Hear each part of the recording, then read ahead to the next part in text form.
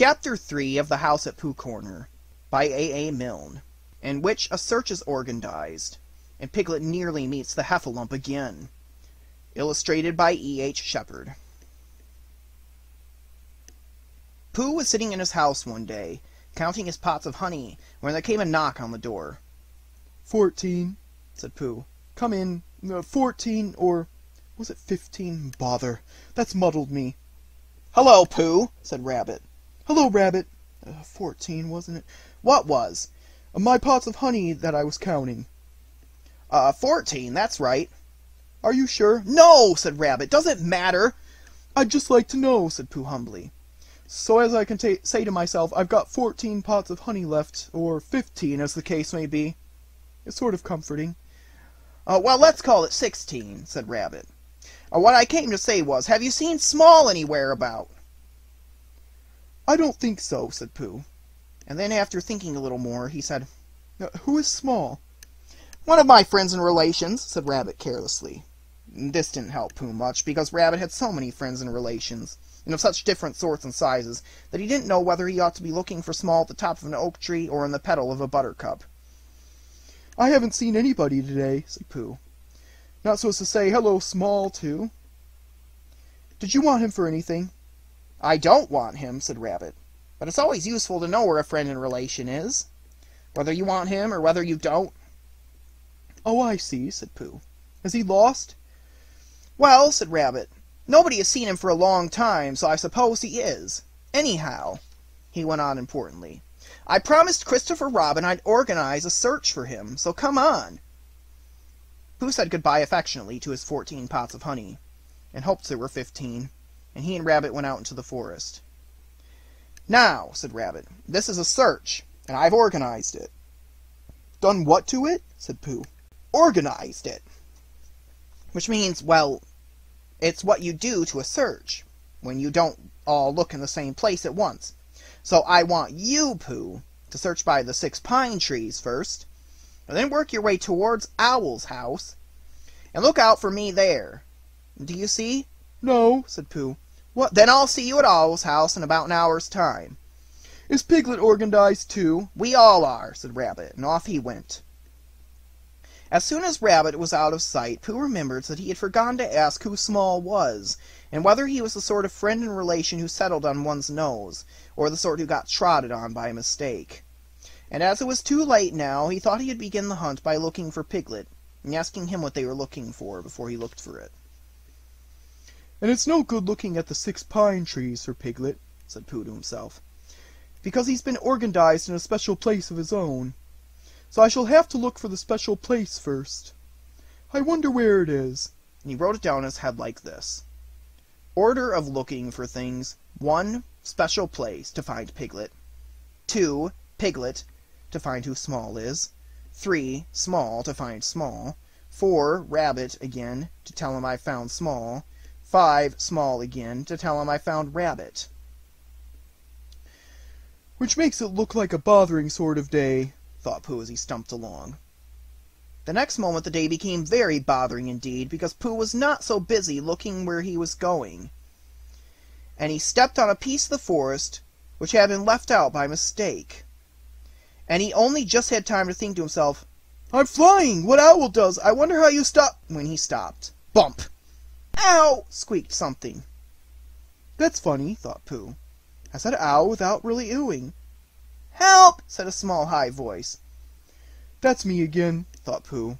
I've had an accident, and fallen down a well, and my voice has gone all squeaky and works before I'm ready for it, because I've done something to myself inside. Bother.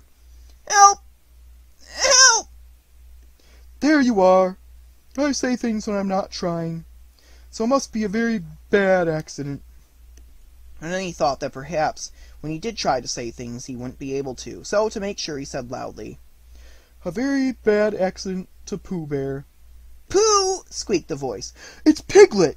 Cried Pooh eagerly. Where are you? Underneath, said Piglet in an underneath sort of way. Underneath what? You! Squeaked Piglet. Get up! Oh, said Pooh, and scrambled up as quickly as he could. Did I fall on you, Piglet? You fell on me, said Piglet, feeling himself all over. I didn't mean to, said Pooh sorrowfully. I didn't mean to be underneath, said Piglet sadly. But I'm all right now, Pooh. And I am so glad it was you. What's happened? Said Pooh. Where are we? I think we're in a sort of pit. I was walking along looking for somebody, and then suddenly I wasn't anymore. And just when I got up to see where I was, something fell on me, and it was you. So it was, said Pooh. Yes, said Piglet. Pooh, he went on nervously and came a little closer. Do you think we're in a trap? Pooh hadn't thought about it at all, but now he nodded. For suddenly he remembered how he and Piglet had once made a Pooh trap for heffalumps. And he guessed what had happened. He and Piglet had fallen into a heffalump trap for Poohs. That's what it was. What happens when the heffalump comes? Asked Piglet tremblingly, when he had heard the news. Perhaps he won't notice you, Piglet, said Pooh encouragingly, because you're a very small animal. But he'll notice you, Pooh. He'll notice me, and I shall notice him, said Pooh, thinking it out. We'll notice each other for a long time, and then he'll say, Ho ho! Piglet shivered a little at the thought of that ho ho. His ears began to twitch. What will you say? He asked. Pooh tried to think of something he would say, but the more he thought, the more he felt that there is no real answer to ho ho, said by a heffalump in the sort of voice this heffalump was going to say it in. I shan't say anything, said Pooh at last. I shall just hum to myself as if I was waiting for something. Then perhaps he'll say, ho ho again, suggested Piglet anxiously. He will, said Pooh. Piglet's ears twitched so quickly that he had to lean them against the side of the trap to keep them quiet. He will say it again, said Pooh, and he shall go on humming. And that will upset him, because when you say ho-ho twice in a gloating sort of way and the other person only hums, you suddenly find, just as you begin to say it the third time, that, well, you find... What? That it isn't, said Pooh. Isn't what? Pooh knew what he meant, but, being a bear of very little brain, couldn't think of the words. Well, it just isn't, he said again. You mean it isn't ho-ho-ish anymore? Said Piglet hopefully. Pooh looked at him admiringly, and said that that was what he meant. If you went on humming all the time, because you couldn't go on saying ho-ho forever. But it'll say something else, said Piglet. That's just it. He'll say, what's all this? And then I shall say, and this is a very good idea, Piglet, which I've just thought of. I shall say, it's a trap for a heffalump which I've made, and I'm waiting for the heffalump to fall in. And I shall go on humming, and that will unsettle him. Pooh! Cried Piglet, and now it was his turn to be the admiring one. You've saved us! Have I? Said Pooh, not feeling quite sure. But Piglet was quite sure, and his mind ran on. And he saw Pooh and the heffalump talking to each other. And he thought suddenly, and a little sadly, that it would have been rather nice if it had been Piglet and the heffalump talking so grandly to each other, and not Pooh. Much as he loved Pooh, because he really had more brain than Pooh. And the conversation would go better if he and not Pooh were doing one side of it. And it would be comforting afterwards in the evenings to look back on the day when he answered a heffalump back as bravely as if the heffalump wasn't there. It seemed so easy now. He knew just what he would say. Heffalump gloatingly. Ho-ho! Piglet carelessly. Tra-la-la, tra-la-la. Heffalump surprised and not quite sure of himself. Ho-ho! Piglet more carelessly still. Tiddle-lum-tum, tiddle-lum-tum. Heffalump beginning to say ho-ho, and turning it awkwardly into a cough. What's all this? Piglet surprised. Hello? This is a trap I've made, and I'm waiting for a heffalump to fall into it. Heffalump greatly disappointed. Oh! After a long silence. Are you sure? Yes. Heffalump. Oh! Nervously. I thought it was a trap I'd made to catch piglets. Piglet surprised. Oh, no. Heffalump. Oh. Apologetically. I must have got it wrong, then. Piglet. I'm afraid so. Politely. I'm sorry. He goes on humming. Heffalump. Well, well, I suppose I'd better be getting back? Piglet looking up carelessly. Must you? Well, if you see Christopher Robin anywhere, you might tell him I want him. Heffalump eager to please. Certainly, certainly. He hurries off. Pooh, who wasn't going to be there, but we find he can't do anything without him. Oh, Piglet, how brave and clever you are. Piglet modestly. Not at all, Pooh. And then when Christopher Robin comes, Pooh can tell him all about it. While Piglet was dreaming this happy dream, and Pooh was wondering, again, whether it was 14 or 15, the search for Small was still going on all over the forest. Small's real name was Very Small Beetle, but he was called Small for short, when he was spoken to at all, which hardly ever happened except when somebody said, Really, Small? He'd been sitting with Christopher Robin for a few seconds, and he started round a gorse bush for exercise, but instead of coming back the other way, as expected, he hadn't, so nobody knew where he was. I expect he's just gone home, said Christopher Robin to Rabbit. Did he say goodbye and thank you for a nice time? Said Rabbit.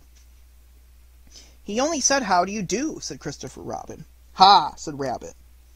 After thinking a little, he went on. Has he written a letter saying how much he enjoyed himself, and how sorry he was he had to go on so suddenly? Christopher Robin didn't think he had. Ha, said Rabbit again, and looked very important. This is serious. He is lost. We must begin the search at once. Christopher Robin, who was thinking of something else, said, Where's Pooh? But Rabbit had gone. So he went into his house and drew a picture of Pooh going a long walk at about 7 o'clock in the morning. And when he climbed to the top of his tree and looked down again, and he wondered what Pooh was doing and went across the forest to see. It was not long before he came to the gravel pit, and he looked down, and there were Pooh and Piglet with their backs to him, dreaming happily. Ho, ho! Said Christopher Robin loudly and suddenly. Piglet jumped 6 inches in the air with surprise and anxiety, but Pooh went on dreaming. It's the Heffalump, thought Piglet nervously. Now then, he hummed in his throat a little, so that none of the words should stick. And then, in the most delightfully easy way, he said, Tra-la-la, tra-la-la, as if he had just thought of it. But he didn't look round, because if you look round and see a very fierce Heffalump looking down at you, sometimes you forget what you were going to say. Rum-tum-tum-tiddle-um, said Christopher Robin in a voice like Pooh's, because Pooh had once invented a song which went, Tra-la-la, tra-la-la, tra-la-la, tra-la-la, rum-tum-tum-tiddle-um. So whenever Christopher Robin sings it, he always sings it in a Pooh voice, which seems to suit it better. He said the wrong thing, thought Piglet anxiously. He ought to have said ho-ho again. Perhaps I'd better say it for him. And as fiercely as he could, Piglet said, Ho-ho! How did you get down there, Piglet? Said Christopher Robin in his ordinary voice. This is terrible, thought Piglet. First he talks in Pooh's voice, and then he talks in Christopher Robin's voice, and he's doing it so as to unsettle me.